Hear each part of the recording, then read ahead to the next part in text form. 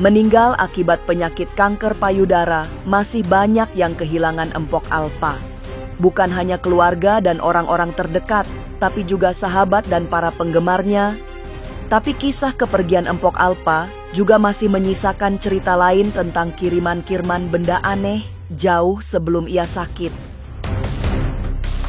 Pemilik nama asli Nina Carolina itu pernah bercerita tentang kelabang dan tanah kuburan yang dikirim ke rumahnya. Lebih aneh lagi, binatang berbisa itu menghilang sendiri saat dimasukkan ke dalam gelas. Lantas, benarkah Empok Alpa mendapatkan serangan santet? Mengapa paranormal Madam Louise menyebut santet yang dikirim ke Empok Alpa merupakan santet psikologis?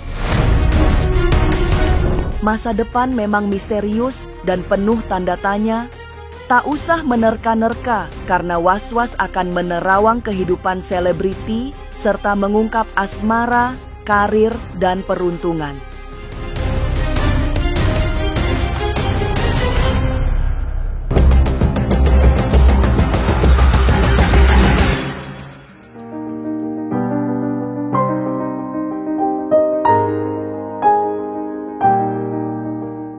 Wafatnya Empok Alpa pada Jumat pagi lalu masih menyisakan kesedihan, bukan hanya untuk keluarga tapi juga para penggemarnya. Komedian bernama asli Nina Carolina itu meninggal dunia karena kanker payudara yang diidap 2 tahun belakangan. Tapi nyatanya, sebelum mengalami sakit, Empok Alpa pernah bercerita tentang kiriman benda-benda aneh ke rumahnya, termasuk benda yang mengarah ke hal gaib.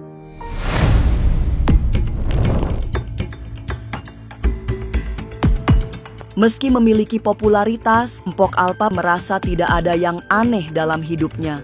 Kepada siapa saja, terutama tetangga juga baik-baik saja. Tapi ia tidak memahami mengapa masih ada yang berusaha mencelakainya lewat kiriman gaib. Pernah suatu hari, ada kalajengking yang sangat tidak biasa. Sebab pas dimasukkan gelas, bisa menghilang sendiri. Ada juga tanah yang ia duga merupakan tanah kuburan. Oh, kalau tanah kuburan itu mah dulu yang awal-awal gue jadi artis. Jadi sekarang logika aja.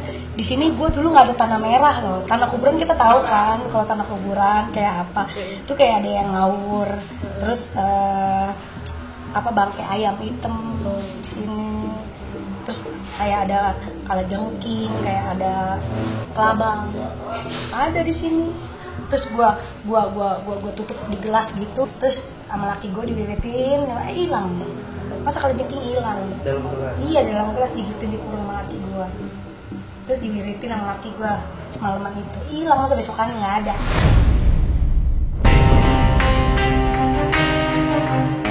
Tidak bisa dihindari, kiriman benda-benda aneh ke rumah Empok Alpa adalah bentuk teror yang beraroma santet. Awalnya sekadar teror yang ingin memberi rasa takut. Tapi selanjutnya, yang disasar adalah ketenangan. Dengan kiriman benda gaib, Empok Alpa mulai tidak tenang, sehingga hidupnya selalu berada dalam ancaman. Apalagi, teror horor itu juga diceritakan kemana-mana sehingga terbukalah pintu untuk masuknya santet yang sesungguhnya. Jadi ketika kita mengatakan kepada media, oh saya diguna-guna, oh saya disantet. Nah sebenarnya kita membuka diri kita, membuka gerbang diri kita agar kita lebih gampang disantet orang. Karena itu permainan alam bawah sadar. Jadi secara medis Empok Alpa benar. Misalnya sakitnya karena kanker.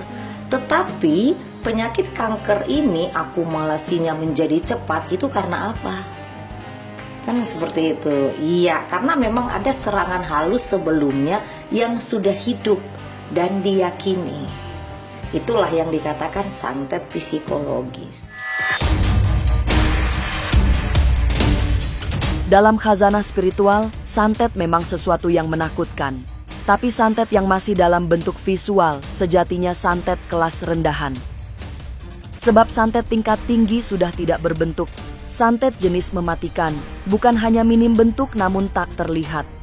Hanya saja, santet jenis ini efeknya justru sangat berbahaya.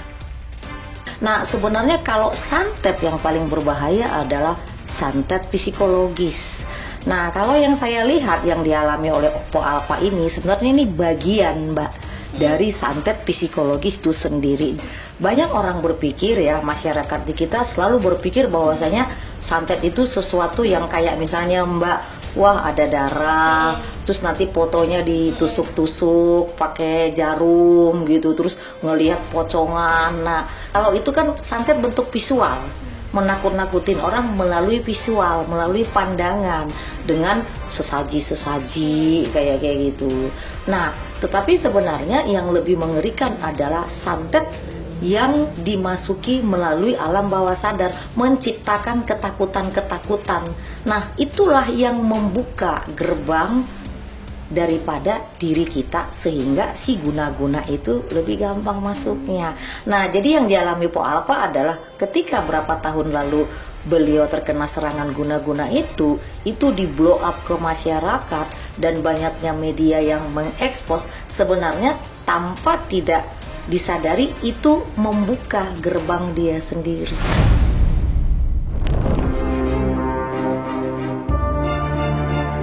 Wafat di hari Jumat, banyak sinyal misterius yang mengelilingi kepergian Empok Alpa. Salah satunya adalah tanggal dan jam kepulangannya menghadap Tuhan. Seperti diketahui, perempuan berusia 38 tahun itu meninggal dunia pada tanggal 15 bulan 8 pada jam 8:15. Tanggal dan jam kepergian Empok Alpa itu menurut Madam Louis sesungguhnya sebuah kode yang sangat tersembunyi. Kode yang bisa dimaknai sebagai salam perpisahan. Kalau kita lihat kode 15:8, terus pukul diperkirakan 8:15. Nah, sebenarnya itu memuat kode energi.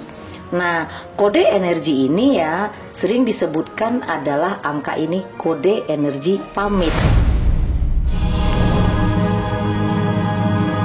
Nah, kalau kita hitung-hitung ya, angka daripada tanggal kematian 15 bulan 8 dan waktu kematian itu adalah di 8 diperkirakan lewat 15. Jadi 15 itu 1 tambah 5 menjadi 6.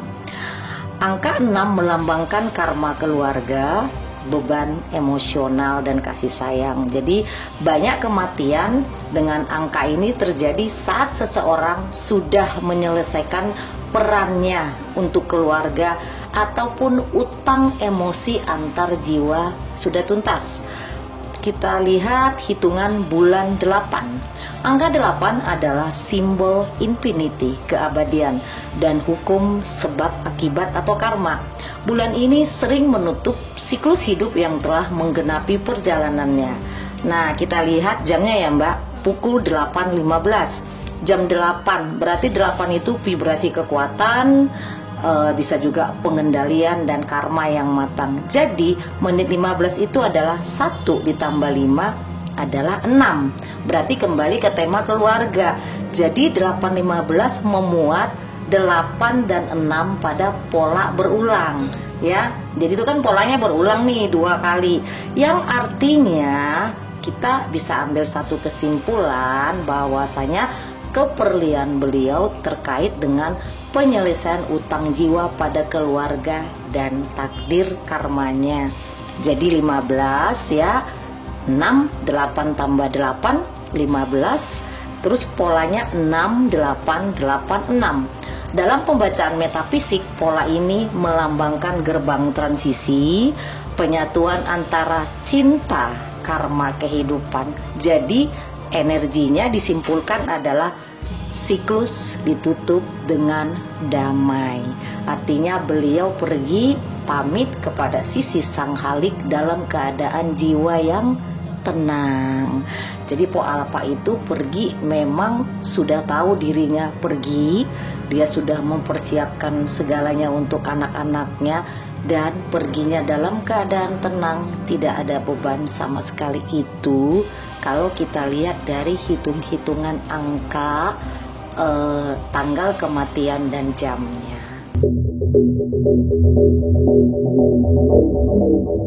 Sudah lama mendapatkan kiriman benda-benda aneh, Mpok Alpa berusaha tidak terpengaruh. Meski kadang bertanya-tanya, tapi ia tak ingin terlalu memikirkannya. Semasa masih hidup, Mpok Alpa juga menekan rasa ingin tahu pengirimnya. Sebab, baginya, lebih baik tidak tahu sehingga tidak perlu melakukan apa-apa untuk membalasnya. Mpok Alpa juga tidak ingin terlalu memikirkan agar kiriman gaib tidak benar-benar datang dan mempengaruhi hidupnya. Nggak mau cari-cari tahu, cuman kan gini, kalau ngedalemin hal-hal yang kayak gitu, kita akan ikut, ngerti nggak? Kita akan terbawa dengan arusnya mereka gitu. Kalau perlu kita losin aja, anggap aja itu apaan kek, udah losin aja, jangan dipikirin macem-macem gitu. Kalau kita hanya mengikuti arus mereka, percaya dengan hal gituan, maksudnya entah kitanya malah ngikut gitu. Jadi kita kena serangan, biasa aja udah. Tapi benarkah kondisi suami masih sangat lemah setelah kehilangan Mpok Alpa? Mengapa hingga saat ini putri sulungnya juga masih sering pingsan? Jangan lupa saksikan Was-Was setiap Senin, Rabu, dan Sabtu. Jangan lupa komen, like, and subscribe. Saya Uya Kuya, penonton Was-Was.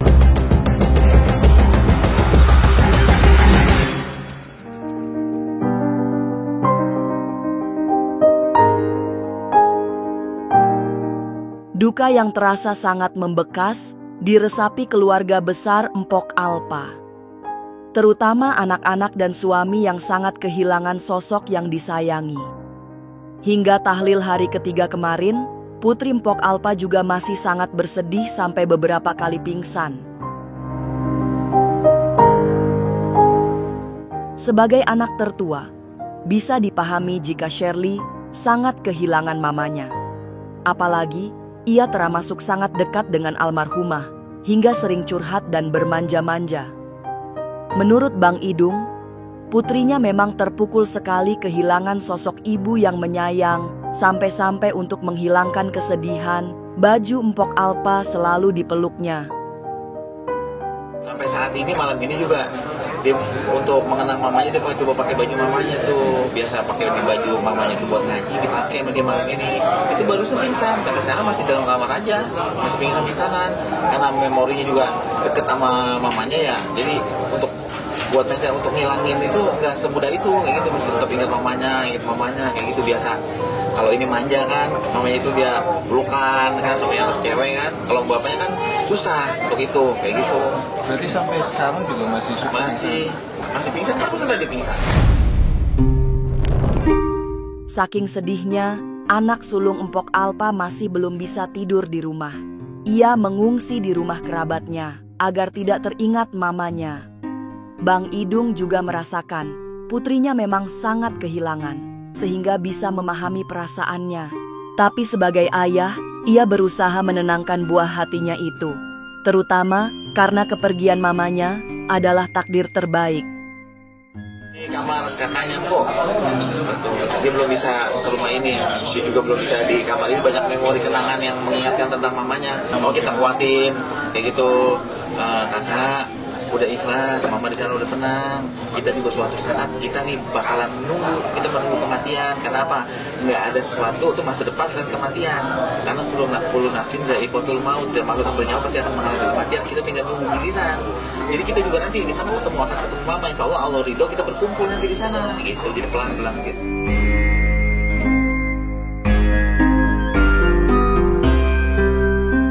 Tidak hanya putri sulung Mpok Alpa yang masih bersedih sehingga sering pingsan, Bang Idung juga belum bisa tidur. Kesedihannya sebagai suami memang bisa dipahami. Apalagi selama ini Mpok Alpa dan Bang Idung seperti tak terpisahkan. Tiap hari selalu bersama. Tidak hanya saat Mpok Alpa sukses, tapi jauh sebelum jadi apa-apa. Hingga hari keempat kepergian Mpok Alpa, Bang Idung juga belum berani masuk kamar karena masih sering teringat sang istri. sebagai ayahnya tuh nggak masuk ke kamar itu, nggak, karena banyak kenangan juga di situ. Empok semua kan tiap hari itu aktivitas ya, sama hari yang mengumpul. Satu yang saya paling kangen itu kalau pagi ada yang bangunin gitu, mau berangkat kerja nih, bangunin Pak, kamu udah masak nasi goreng di meja ya, Pak pamit ya, cium tangan kayak gitu. Makan untuk saat ini ya saya pribadi pun berkurang kan kayak gitu, masih belum ketelan gitu rasanya tuh. Oh ini masih ada gitu untuk saya, tapi memang bahwa itu masih ada selalu di hati saya kayak gitu. Pokoknya selalu ingat gitu, makanya saya nggak mau sendiri. Kalau saya ngomong malah kepikiran kok harus ada teman saya juga buat ngomong biar agak-agak ini. Mengapa mendapatkan kiriman benda aneh yang mengarah ke santet tidak boleh diceritakan? Adakah pengaruhnya jika diceritakan ke orang lain? Sesaat lagi, Was-Was akan mengungkapnya. Tetap like, subscribe, dan juga share, karena Anda patut was-was sebelum menyaksikan Was-Was. Jangan lupa saksikan Was-Was setiap Senin, Rabu, dan Sabtu. Jangan lupa komen, like, and subscribe. Saya Uya Kuya, penonton Was-Was.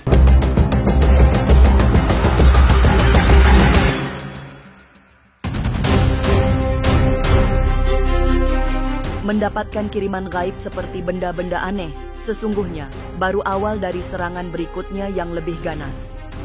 Benda-benda kiriman hanyalah awal dari sebuah teror. Sebab, kiriman yang sesungguhnya jauh lebih mematikan. Itulah alasannya mereka yang mendapatkan kiriman gaib tidak boleh cerita ke orang lain. Lebih baik diam sambil berusaha menangkal serangan-serangan gaib tersebut. Tapi celakanya, orang akan mudah menceritakan kiriman gaib ke orang lain. Padahal saat itulah serangan yang lebih berbahaya datang. Makanya sebenarnya ada orang tua berkata gini, Mbak, kalau kita mimpi itu mimpi buruk, jangan kita kasih tahu ke orang kalau kita sedang bermimpi. Terus kalau juga ya teman-teman kayak dari dunia public figure juga, kalau misalnya merasa ada sesuatu kejanggalan itu jangan di blow up ke media.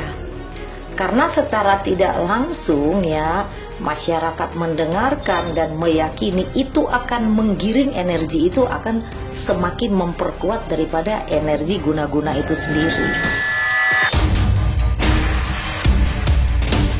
Meninggalnya Mpok Alpa memang memberi kesedihan paling menyentuh perasaan. Komedian berdarah Betawi ini memiliki proses hidup dan karir yang menarik, sehingga banyak yang mencintainya. Tapi semogalah kepulangannya menghadap Tuhan, mendapatkan jalan lapang dan diampuni semua dosa-dosanya. Pemirsa, saksikan terus Was-Was yang akan meneropong kehidupan para selebriti tentunya hanya di channel YouTube ini. Dan pastikan untuk subscribe, like, dan share channel, karena Anda patut Was-Was sebelum menyaksikan Was-Was